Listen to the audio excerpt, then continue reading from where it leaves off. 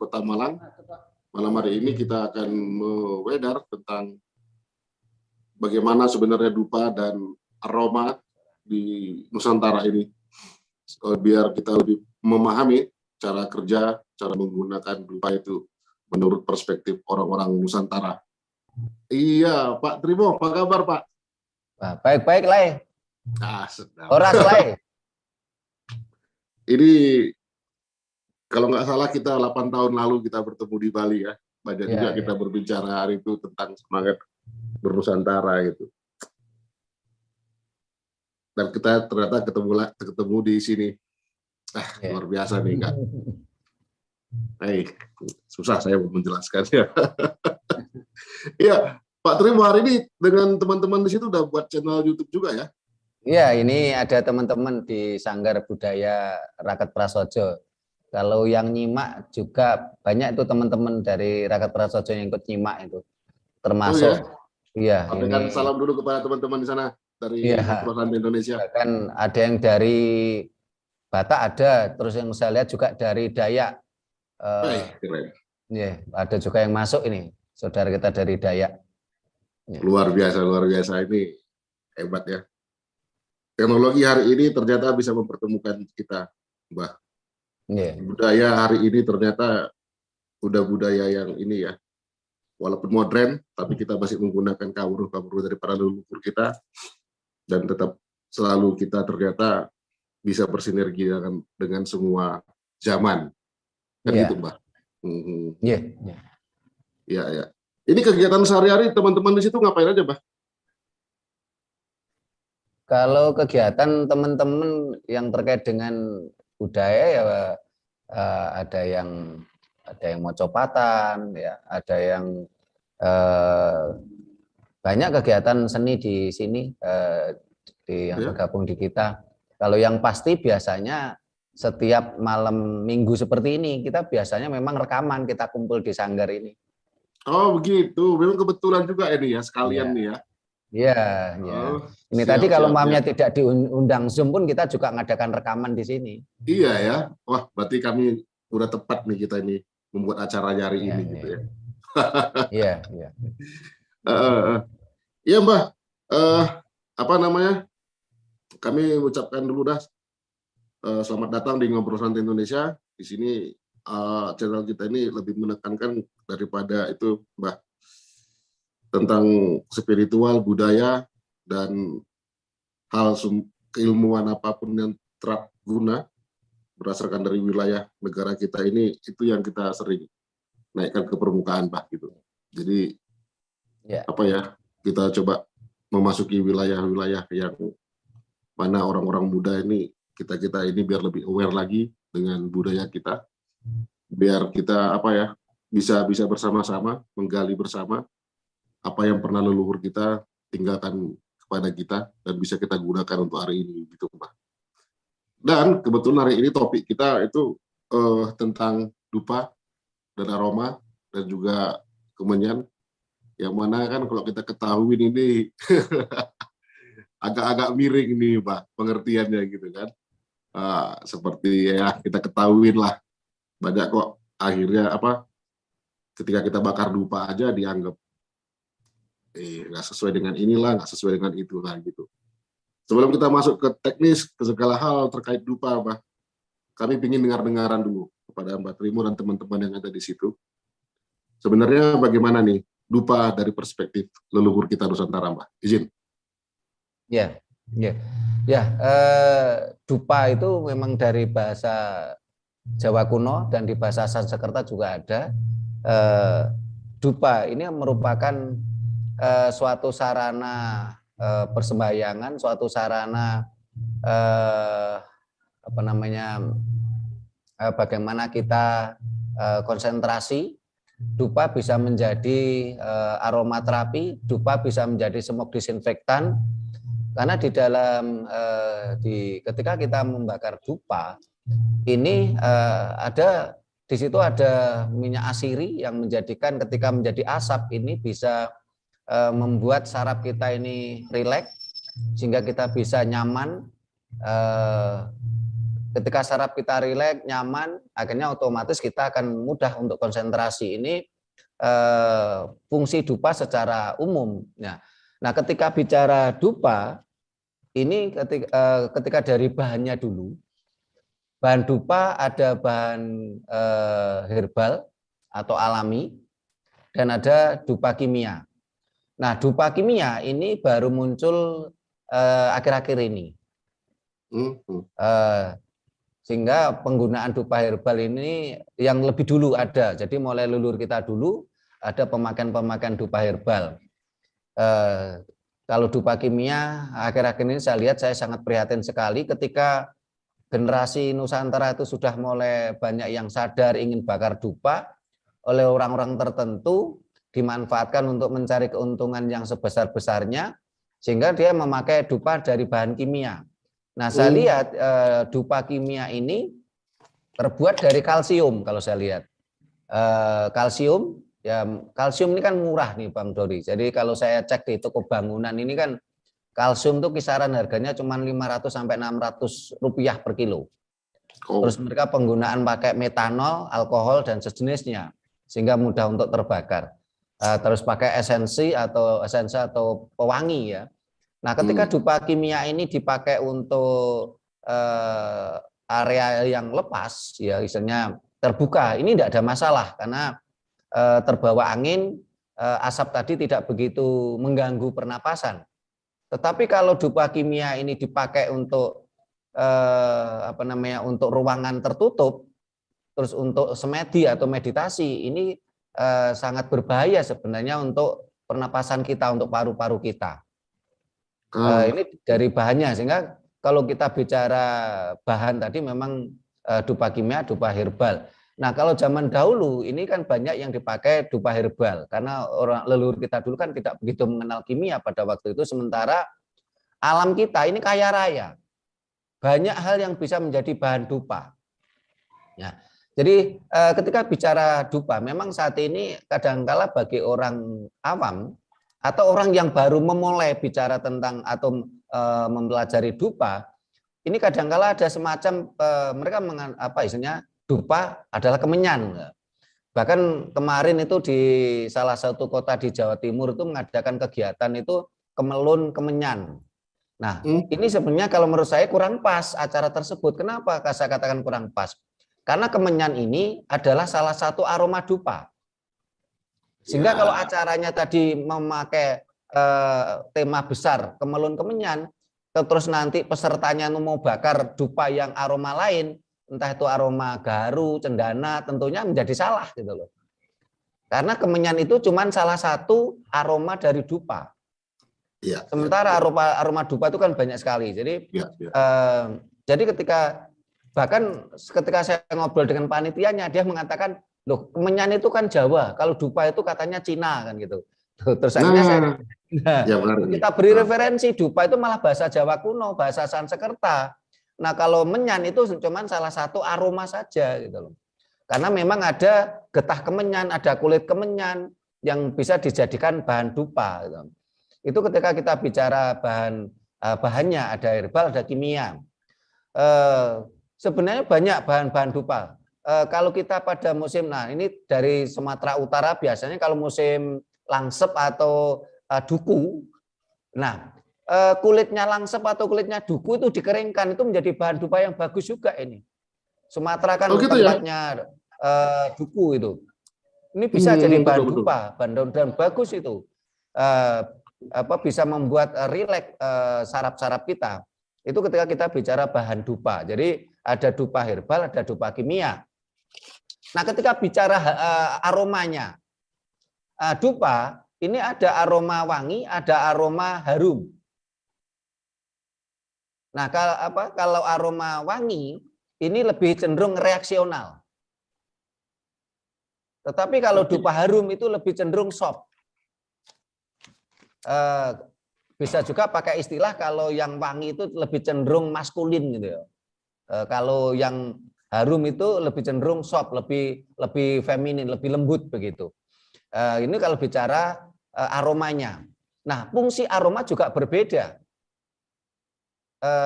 Ketika kita umpamanya banyak orang yang kemarin sempat apa ya istilahnya mencari harta karun gitu ya.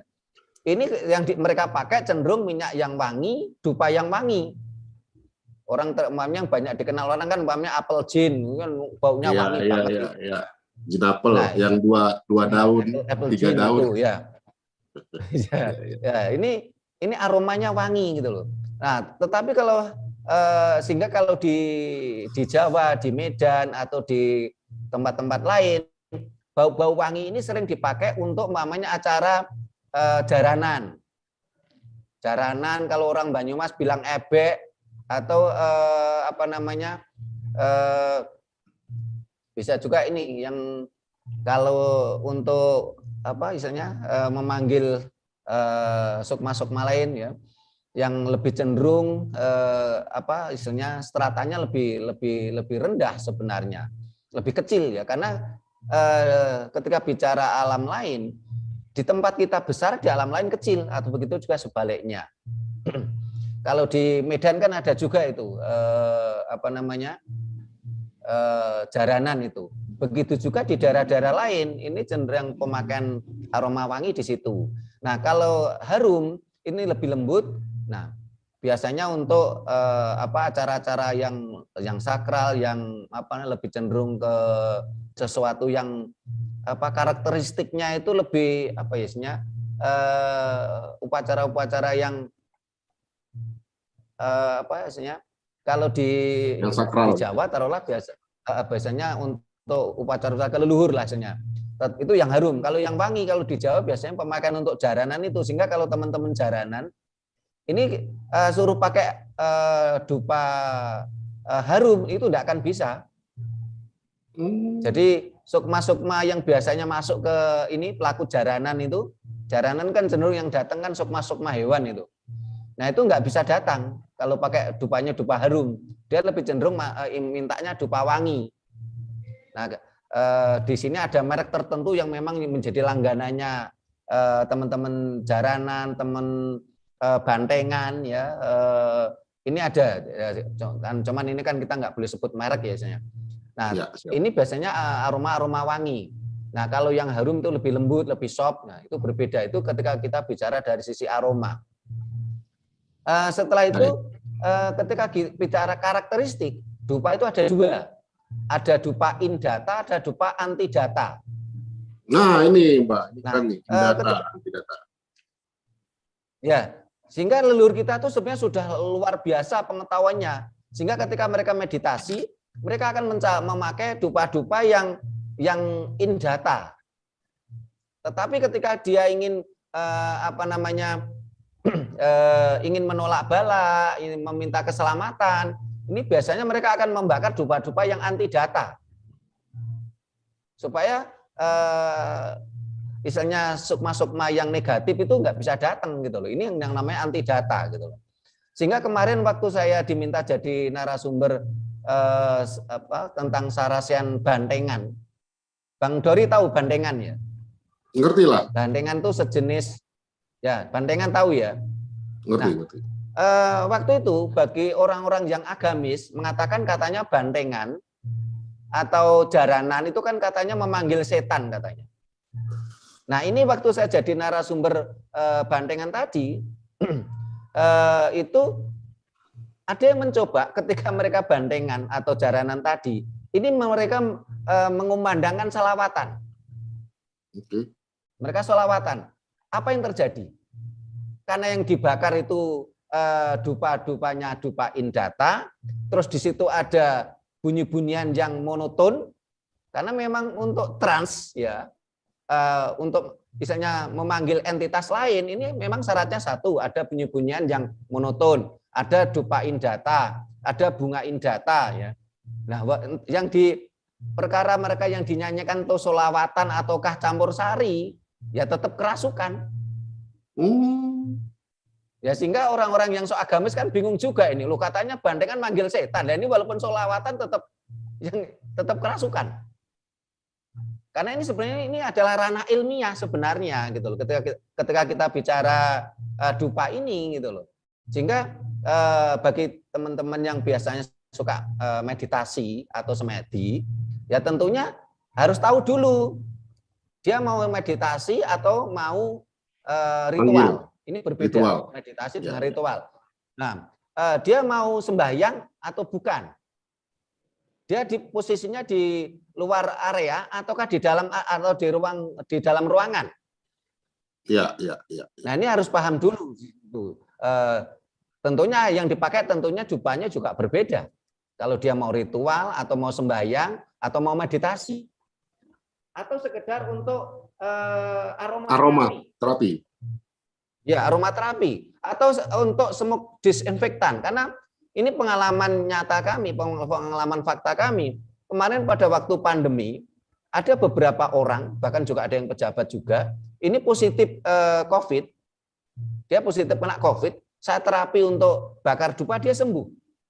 Sampai dia tanya kepada saya, Pak Sutrimo ini pakai doa atau tidak? Saya bilang terserah, mau doa silakan, enggak doa juga silakan.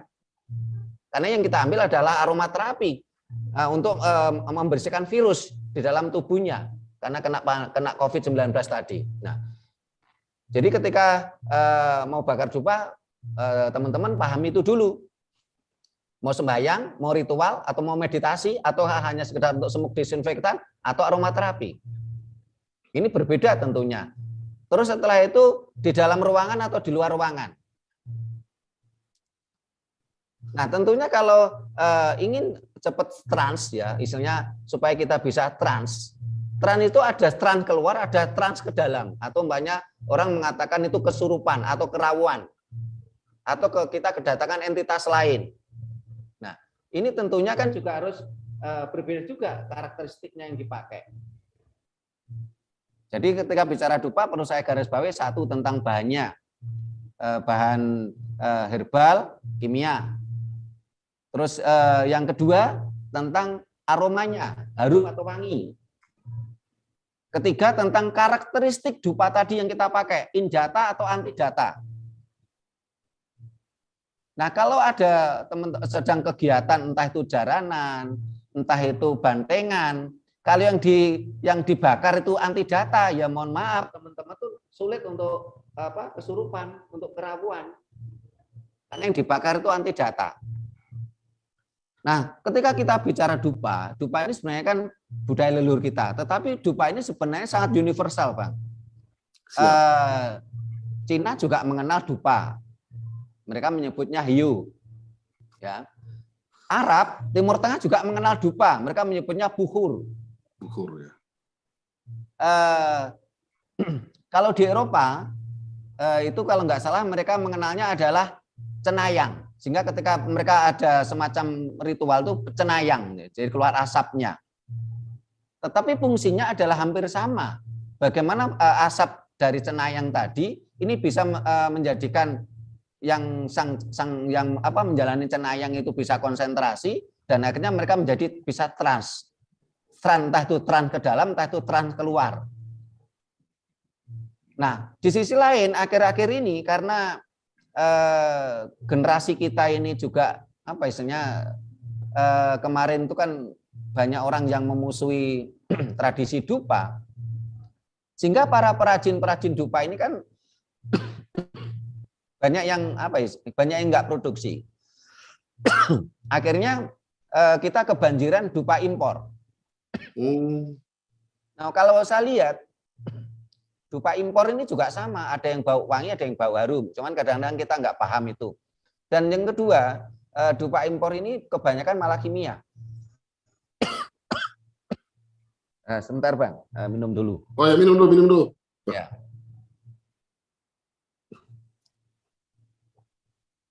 Jadi kalau kita bicara bau, ya bau wangi atau harum, ini bukan soal harga. Yang wangi mahal ya ada, yang harum juga, yang mahal ya ada, yang murah juga ada.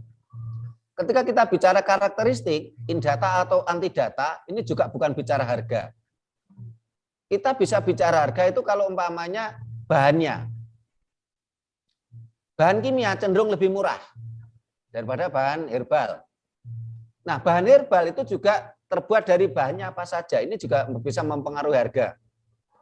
Karena dari bahan-bahan tadi, entah itu garu, mawar, ya dari bunga mawar, terus dari tadi saya katakan dari kulit duku atau langsep, ya, terus dari bunga tunjung biru, ini memiliki kekuatan energi yang berbeda-beda.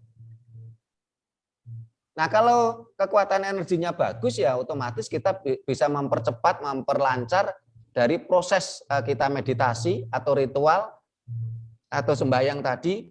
Ya, ini akan berbeda. Atau biasanya untuk aromaterapi. Sebenarnya kalau bicara aromaterapi sebenarnya tidak harus dengan dupa, bisa dengan minyak wangi juga bisa. Nah, dan situ juga ada bunganya. Atau sementara itu dulu Bang, biar nanti yang lainnya kan nggak cuma nonton Ya, aja siap. ini. Oke, Biar ada apa? Coba kita kirim dulu Mbak, kita masuk ke dulu karakteristiknya Mbak, ke Indata Mbak. Ini aroma apa aja nih?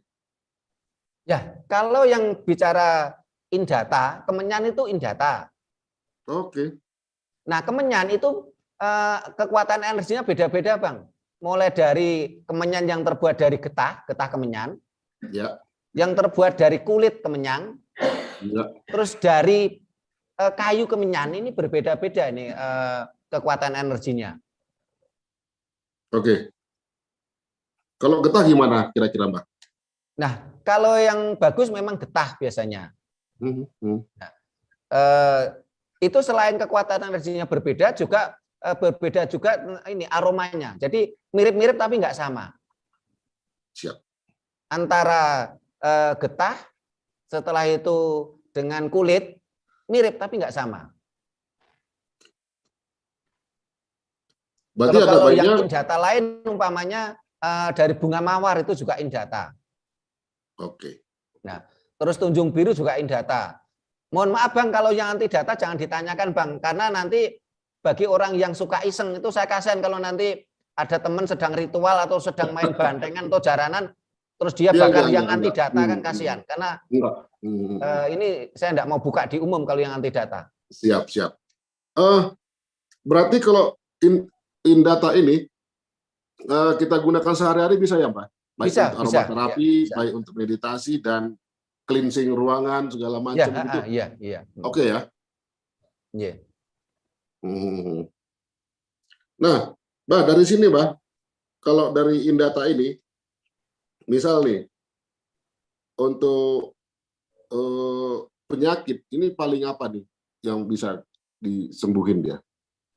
Kayak paru-paru kah, batuk kah, atau diafragmanya bisa cepat sembuh? Ya, ini pernah kita lakukan ya. Kemarin COVID-19 itu banyak teman-teman yang istilahnya mengeluh ke saya sudah positif COVID-19, itu kita sembuhkan Bang dengan dupa ini.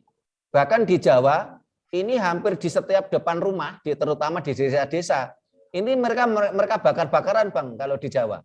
Oh ya? Oh, keren. Nah, yang dibakar ini sebenarnya juga bahan-bahan dupa gitu loh. Mulai dari tadi ada yang dari daun-daunan, ada yang dari bunga, yang sebenarnya ini bisa menjadi bahan dupa. Kemarin tuh hampir di semua depan rumah Bang, di desa-desa, terutama saya lihat di Malang ya, di Malang, Blitar itu depan rumah mereka bakar-bakaran itu. Setelah habis maghrib itu. Iya ya. Itu sebenarnya kalau kita kita masuk lebih dalam lagi dikit, Mbak. Oke. Ini kan wilayahnya Indata ini kan untuk pembersihan ya, pembersihan eterik lah kita bilang ya, pembersihan energi negatif kita bilang gitu. Ya. Berarti ini selain sarana-sarana yang lain untuk ritual pembersihan, ternyata kayak bunga-bungaan itu kayak mawar, tunjung biru, kemenyan ini punya ini ya Mbak ya, kemampuan tersendiri untuk melakukan pembersihan itu ya. Ada kecerdasan sendiri Kak, atau kita polakan lagi dia pakai doa di dalam baru kita bakar, atau gimana Mbak? Baiknya gimana sebenarnya? Ya, jadi ketika kita bakar dupa, ini asapnya kan masuk. Jadi kalau dupa herbal, ini asap itu kita hirup itu segar Bang. Ya, jadi tidak merusak pernapasan. Tetapi kalau yang dupa kimia itu cenderung kalau dibakar asapnya itu membuat sesak pernapasan kita. Di pernapasan sesak, ya di dada kita sesak, paru-paru kita, terus di mata itu pedih. Ini yang kimia cenderung seperti itu. Nah, Nanti kalau dari situ kita akan paham karakteristiknya mana yang kimia dan yang natural ya. kalau secara sekilas ya, kalau yang kimia itu cenderung dupanya pasti halus. Rapi gitu Dupanya ya. halus. Kalau Bang Dori pernah ke toko bangunan, pernah bangun kan, tahu itu kalsium. Ngerti. Nah, kalsium itu kan lembut banget, halus banget. Lembut, halus banget tuh. Ya, jadi kalau dupa kimia cenderung rata-rata itu kelihatan halus dupanya. Oke. Tapi kalau dupa yang herbal itu cenderung agak sedikit agak kasar-kasar gitu loh. Ya, raw apa dia? Bentuknya juga geruntul-geruntul lah kalau gitu. Mbak, mau nanya Mbak, ini ada nggak dari warna? Kan ada kayak dupa warna hitam, merah, abu-abu gitu. Ini Ya. ada nggak fungsi Kalau kita tersendiri? bicara kimia, tentunya pewarnanya kan juga pewarna kimia. Tapi kalau dupa herbal, tentu warnanya akan mengikuti bahannya. Natural ya, Mbak? Natural. Oke. Siap. Dari situ, Mbak, ada nggak hitungannya, Mbak? 1 dupa untuk apa, 2 dupa untuk apa, 3 dupa, dan seterusnya itu ada nggak hitungan-hitungan kayak gitu? Ketika bicara batangan, ini kan sebenarnya bukan budaya kita, Pak. Ini kan budaya Cina, dari hiu itu. Oke. Kalau yang budaya leluhur kita itu kan bentuknya kan perongkolan gitu, Bang ya, kayak batu. Iya. Itu biasanya bentuknya bubukan. Seperti tepung bubukan gitu loh. Karena kalau umpamanya kita ambil bahan herbal umpamanya bunga mawar, ini kan dikeringkan bunganya, setelah itu kan dilembutkan, otomatis kan bubukan. Nah, kalau tidak bubukan ini biasanya berbentuk tatal atau potongan kayu kecil-kecil. Oke. Yang diserut. Ini ketika kita bicara dan itu memang bukti herbal, bukti alami, dan juga ini memang budaya leluhur kita. Nah, kita mulai mengenal dupa yang berbentuk batang itu karena memang pengaruh Cina. Siap. Nah, pengaruh Cina yang namanya hiu tadi. Sehingga kalau kita bicara berapa batang kita harus bakar dupa, ini ya menurut saya nggak ada pakemnya. Oh, nggak ada pakemnya ya? Gitu nggak ada pakemnya. Kalau orang mau bakar berapapun ya silakan saja. Tapi kalau menurut saya lihat ruangannya. Kembali kepada itu lagi ya. Kita lihat ruangannya. Kita lihat ruangannya seberapa besar, terus kita lihat apa namanya ketujuannya juga. Tujuannya untuk apa kan gitu. Kalau untuk jumlahnya silakan aja teman-teman mau bakar berapa. Kalau saya ini saya ya bisa ditiru bisa tidak ya. Saya kalau bakar dupa saya punya ruangan khusus untuk semedi. Mohon maaf saya orang Nusantara, saya orang Jawa, saya semedi tidak meditasi. Karena semedi dan meditasi itu beda sebenarnya. Secara teori beda, secara praktek bisa beda. Nah, ketika saya mencoba semedi sendirian di ruangan saya kadang-kadang cuma bakar 2 batang. Oke. Tapi pada saat-saat tertentu, umpamanya ada keperluan tertentu, kadang-kadang ya saya bakar 5, kadang-kadang saya bakar 9. Misalnya nggak ada pakemnya, mau bakar berapapun silahkan aja gitu. Kalau saya lihat di medsos ada yang membuat, bakar sekian untuk ini tuh, nah itu kalau saya itu hanya pemikiran aja. Tidak. Oke. Itu pemikirannya si yang menulis saja. Saya tidak mengatakan itu jelek dan tidak mengatakan itu baik. Baik ya. Mau ditiru silakan, tidak silakan. Tapi ketika kita bicara tentang budaya Nusantara yang benar, yaitu tadi kita harus jujur kalau dupa yang batangan itu bukan budaya kita. Ya. Nah, kenapa kok Cina itu memakai batangan? Karena di Cina itu kan mengenal 4 musim. Nah, sehingga kalau umpamanya musim dingin, musim semi, kalau dia harus bakar model seperti di tempat kita pakai padupan kan kesulitan. Kesulitan betul. Itu kalau menurut saya budaya lokalnya Tiongkok aja karena memang mengenal 4 musim.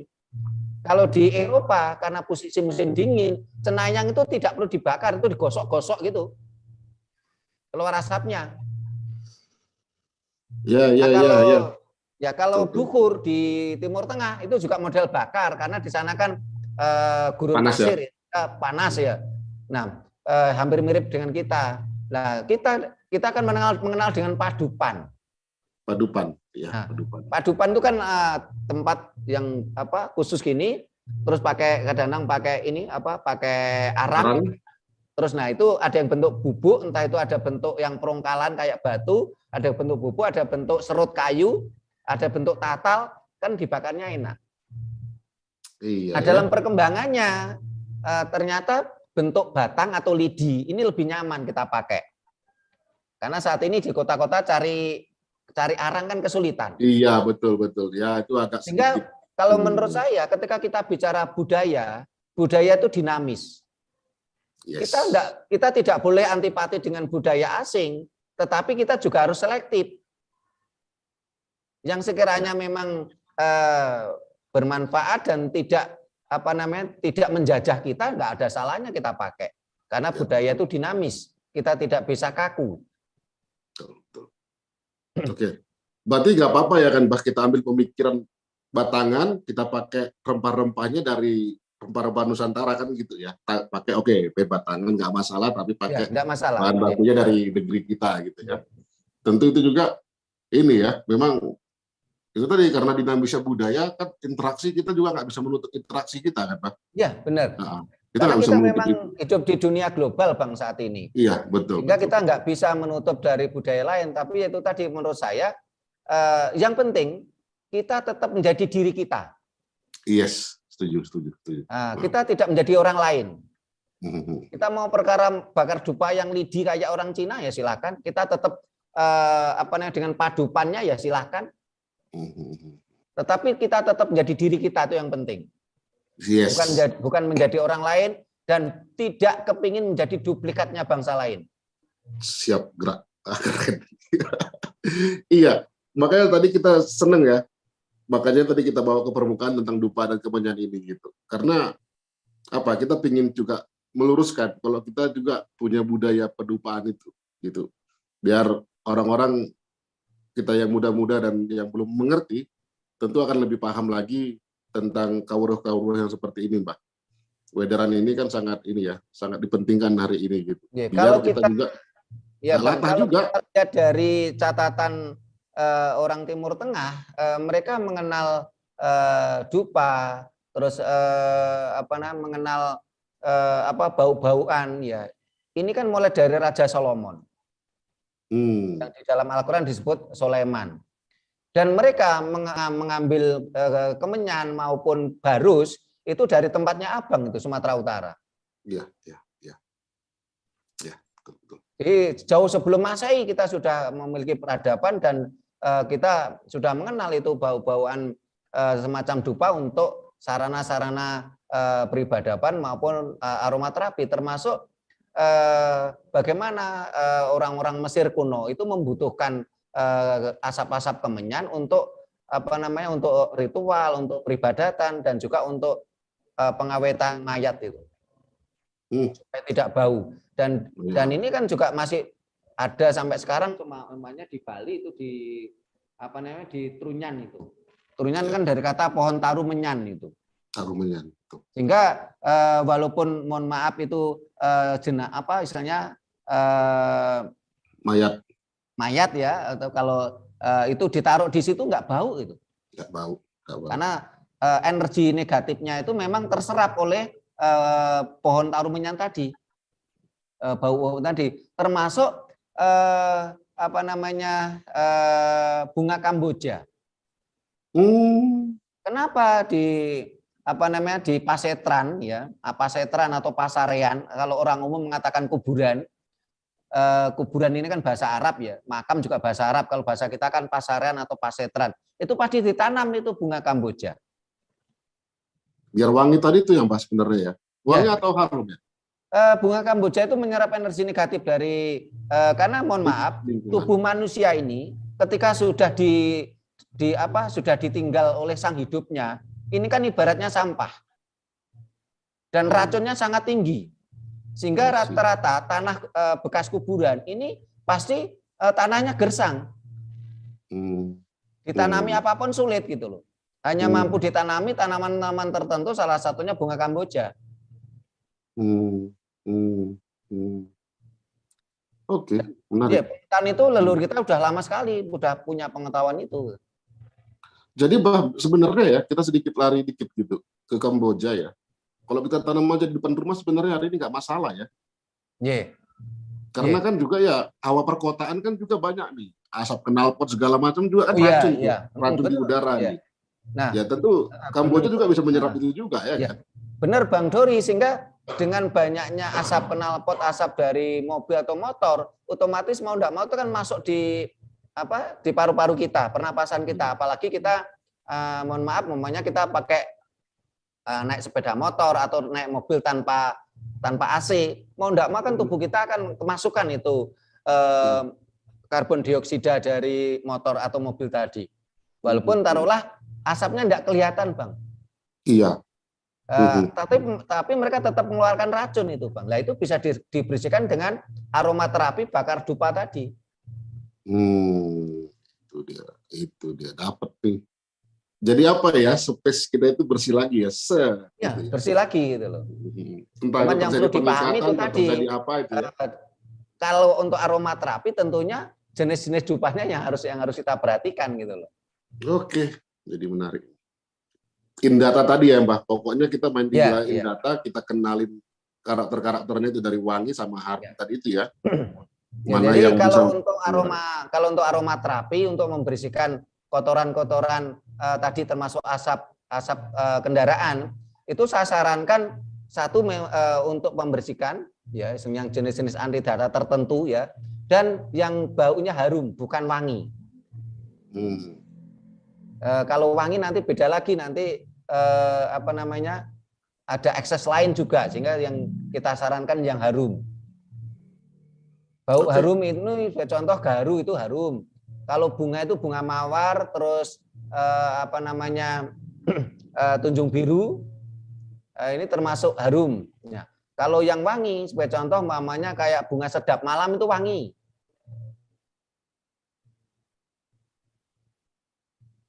Oke.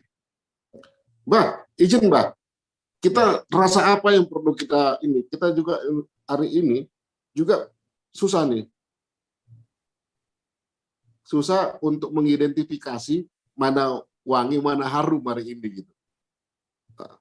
Kita harus sebenarnya kalau rasa apa nih Mbak? Biar kita bisa menangkap itu. Nah, izin. Ya. Kalau yang wangi itu reaksional ya. Jadi baunya itu greng gitu loh, reaksional gitu loh. I see. Tapi kalau yang harum itu kan lembut, soft. Kalau tadi di komentar ada yang tanya, kalau kemenyan itu bau wangi atau harum? Kemenyan itu wangi.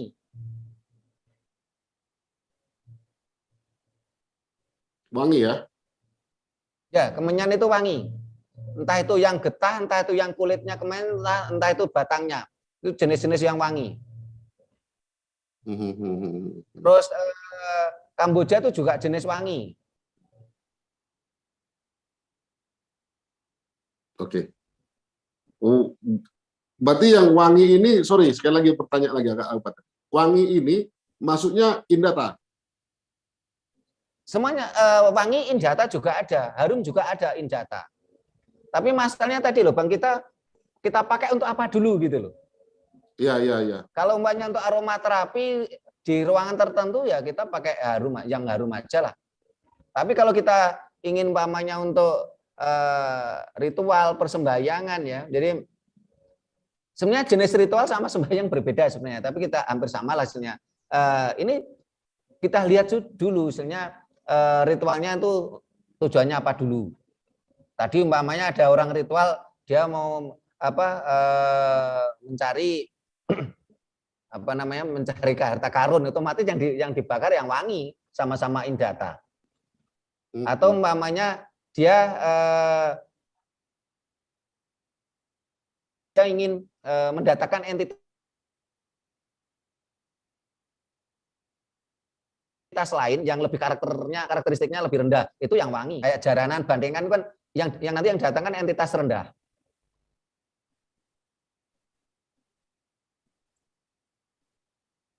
Ya.